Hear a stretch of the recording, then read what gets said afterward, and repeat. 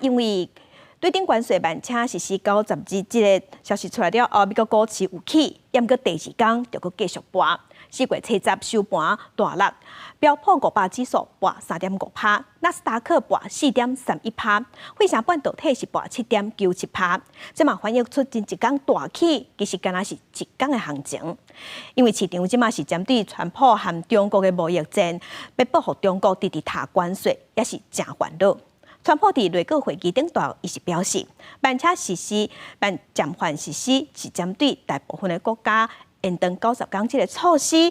伊讲，其实嘛会当无排除继续延长。华尔街股市七十收盘淡薄，甲前一天大起的部分拢个吐出来，标普500跌3.46%，收伫咧5268.05点。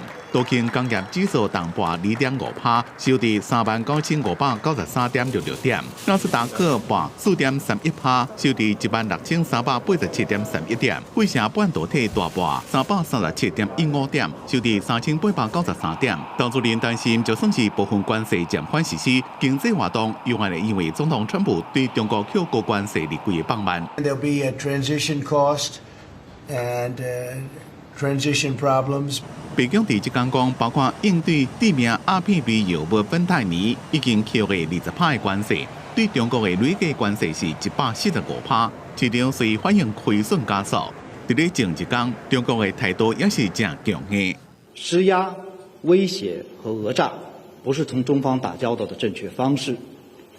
美方如果真的想谈，就应该拿出平等、尊重、互惠的态度。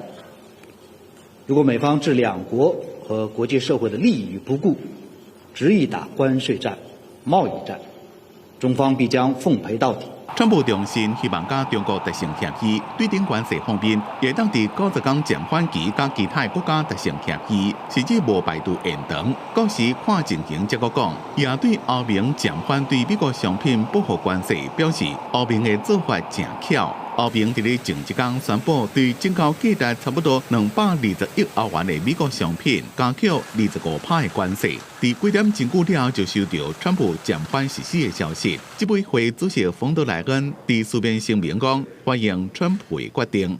公司新闻吴文玲编译。